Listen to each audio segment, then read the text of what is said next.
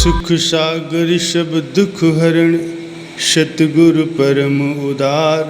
कोटि कोटि मम वंदना, सुखद जुगल चरणार।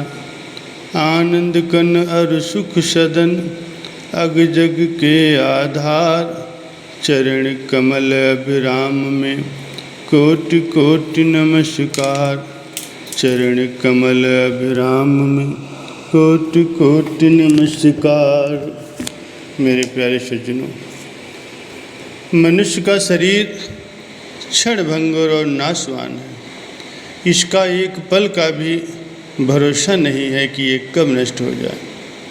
मौत एक ही झटके से इस शरीर को धराशायी कर देता है। मनुष्य शरीर की वास्तविकता दर्शाते हुए संत कथन करते हैं, आदमी का जिस्म क्या है जिस पे सैदा है जहाँ। एक मिट्टी की इमारत, एक मिट्टी का मकान। खून का तो गारा है इसमें, और ईंटें हड्डियाँ चंद सांसों पे खड़ा है ये ख्याली आसमां। मौत की पुरजोर आंधी इससे जब टकराएगी, देख लेना ये इमारत टूट कर गिर जाएगी। सज्जनों, मनुष्य का शरीर क्या है जिस पर ये इतना अहंकार करता है, जिसे खिलाने पिलाने और सजाने संवारने में ही दिन रात ये लगा रहता है। ये मिट्टी की एक इमारत अथवा मकान है। खून के गारे और हड्डियों की ईंटों से इसका निर्माण हुआ है। इस इमारत को चंद सांसों की बुनियाद पर खड़ा किया गया। मौत की आंधी के एक ही झटके से इमारत रेत की दीवार की तरह से बिखर जाएगी। यही है मनुष्य के शरीर की हैसियत। और जब ये इमारत गिर जाएगी, अर्थात ये शरीर नष्ट हो जाएगा, तो फिर इसका रत्ती भर भी मूल्य नहीं रह जाएगा। तब घर के सदस्य ही कहेंगे, इस मृतक शरीर को जल्दी शमशान ले जाओ। जब इस शरीर की कोई कीमत ही नहीं है, तो फिर मनुष्य के सिर की भला क्या कीमत हो सकती है। जानवरों के सिर तो बाजार में बिकते हैं और लोग उन्हें खरीद कर घर ले जाते हैं, ड्राइंग रूम में सजावट के तौर पर रख देते हैं अथवा दीवारों पर लटका देते हैं। लेकिन मनुष्य के सिर की तो एक कौड़ी कीमत भी बाजार में कोई देने को तैयार नहीं होगा। तो फिर ये शरीर यदि सिर सतगुरु को समर्पित हो जाए और उसके बदले नाम भक्ति की सच्ची दात प्राप्त हो जाए, जो कि अमृत स्वरूप है, तो भला इससे बढ़कर के और लाभदायक सौदा क्या होगा।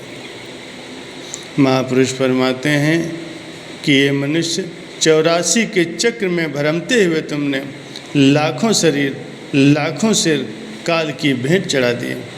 अब एक शरीर सद्गुरु को भेंट करके, अर्थात सद्गुरु की प्रसन्नता के निमित्त लगा करके भी देख लो। इस शरीर को तो एक दिन समर्पित होना ही है। यदि सतगुरु को अर्पित नहीं करोगे तो काल जबरदस्ती से ले जाएगा और फिर तुम्हें 84 के चक्र में घुमाएगा। इसके विपरीत यदि ये शरीर सतगुरु को अर्पित कर दोगे तो अमर जीवन प्राप्त करोगे और काल के पंजे से हमेशा हमेशा के लिए छूट जाओगे। संत फरमाते हैं कि अपना शरीर सद्गुरु के हवाले कर दो, अन्यथा मौत इसे तुमसे ज़बरदस्ती छीन ले जाएगी। ऐ मन, तू स्वयं ही न्यायकारी बन करके निर्णय कर कि दोनों में से कौन सी स्थिति अच्छी है। ये कि तू अपना सर्वस्व स्वयं ही सद्गुरु के हवाले कर दे, अथवा वो कि तेरा जीवन मौत बलपूर्वक तुझसे छीन ले जाएगी।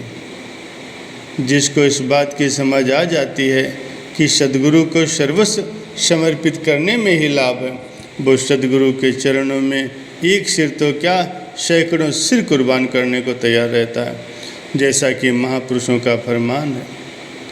यदि सिर के बदले नाम भक्त रूपी अमृत के स्रोत संत सद्गुरु मिल जाते हैं, जिनके मिल जाने से जीव सदा सदा के लिए दुखों और कष्टों और 84 के बंधन से छुटकारा पा जाता है, सुख आनंद और मोक्ष की प्राप्ति कर लेता है, तो फिर एक सिर क्या 100 बार भी अगर सिर कुर्बान करने पड़े तो महापुरुष फरमाते हैं कि फिर भी ये सस्ता सौदा है। शेख फरीद साहब जी का जीवन भक्ति पथ पर चलने वाले जिज्ञासुओं के लिए अनुकरणीय और प्रेरणा का स्रोत है।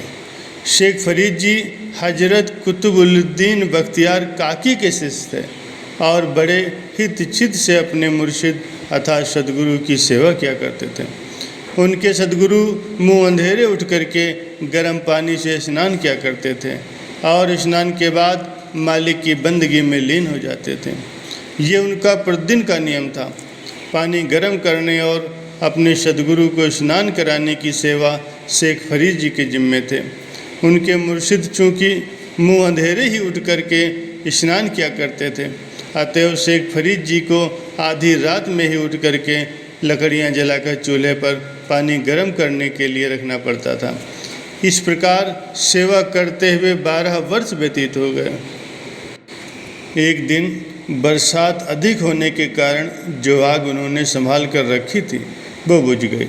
उन दिनों माचिस का आविष्कार नहीं हुआ था। चूल्हा बुझाते समय जलती हुई लकड़ियों को राख में दबाकर रख दिया जाता था ताकि वे धीरे धीरे सुलगती रहें। आवश्यकता के समय एक बांस की फुकनी से फूंक मारकर आग पुनः प्रज्वलित कर ली जाती थी। शेख फरीद जी जब आधी रात को पानी गर्म करने के लिए उठे तो क्या देखते हैं, आग तो बुझी पड़ी। ये देखकर वे चिंतित हो उठे कि अब पानी कैसे गर्म होगा। फिर विचार आया कि नगर में चलते हैं, शायद वहाँ कोई जाग रहा हो तो उससे जाकर के आग मांग लेते हैं। सर्दी के दिन थे और वर्षा हो रही थी, जिससे ठंड बहुत बढ़ गई थी। ऐसी ठंड में सारा नगर सो रहा था, चारों ओर अंधकार छाया हुआ था। वर्षा होते देख वे कुछ देर तक तो खड़े सोचते रहे कि बरसात और ठंड में कैसे नगर में जाएं। फिर मन के सभी विचारों को झटक कर फैसला किया कि सर्दी और बरसात ही तो है। यदि शरीर भी छूट जाएगी तो क्या चिंता, मुर्शिद की सेवा में यदि ये शरीर कुर्बान होता है तो हो जाए, क्योंकि वैसे भी तो एक दिन ये शरीर छूटना ही है।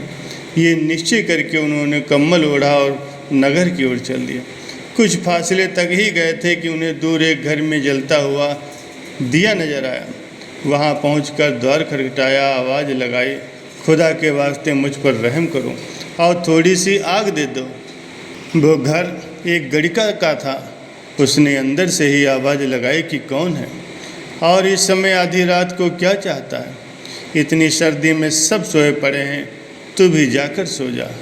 शेख फरीद जी ने कहा, मेरा नाम फरीद है और मैं हजरत कुतुबुद्दीन बख्तियार काकी का मुरीद हूँ।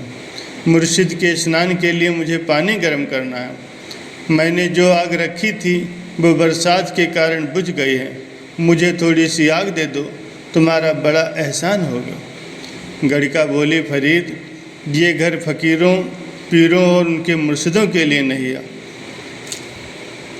यहाँ जन्नत का नहीं दोज़ख का परवाना मिलता है। जिस घर के बाहर तू खड़ा है, फ़कीर लोग तो इसे नफ़रत की निगाहों से देखते हैं, फिर तू यहाँ कैसे आ गया? और सुन, यहाँ तो सब कुछ मोल बिकता है, तू भी मूल्य दे करके आग ले जा सकता है। आग मुफ्त में नहीं मिलेगी, इसके बदले में तुझे अपने शरीर का कोई अंग देना पड़ेगा। शेख फरीद जी ने कहा, यह तू मेरा सिर मांग ले, मैं भी वो देने को तैयार हूँ, बस मुझे थोड़ी सी आग दे दे। गड़िका बोली, तेरा सिर मुझे नहीं चाहिए, तू केवल अपनी एक आँख निकाल करके मुझे दे दे और आग ले जा। फरीद साहब ने कहा, बड़ी खुशी है कि तूने मुझ पर उपकार किया है। मेरा सिर नहीं मांगा, केवल एक आँख ही मांगी है। मैं तेरे लिए मालिक के दरबार में दुआ करता हूँ कि वो तुझे सुकून बख्शे, अपनी मोहब्बत के अथाह समुद्र में से एक कतरा तेरी झोली में डाल दे। जा छुरी ले आ ताकि मैं अपनी आँख निकाल कर तुझे दे सकूं। वो बेरहम गड़िका छुरी ले आई और फरीद जी ने अपनी आँख निकाल कर उसके हाथ पर रख दी और आग लेकर के वापस डेरे की ओर चल दिए। आँख से लहू बह रहा था और असहनीय दर्द हो रहा था, परंतु वे उसी दर्द को सहन करते रहे और डेरे पर पहुंचकर चूल्हा जलाया और पानी गर्म करने के लिए रख दिया। हिम्मत नहीं हारी, अपनी सेवा में लगे रहे। जब खून बहना बंद हो गया तो उन्होंने अपनी पगड़ी फाड़ कर आँख पर पट्टी बांध ली।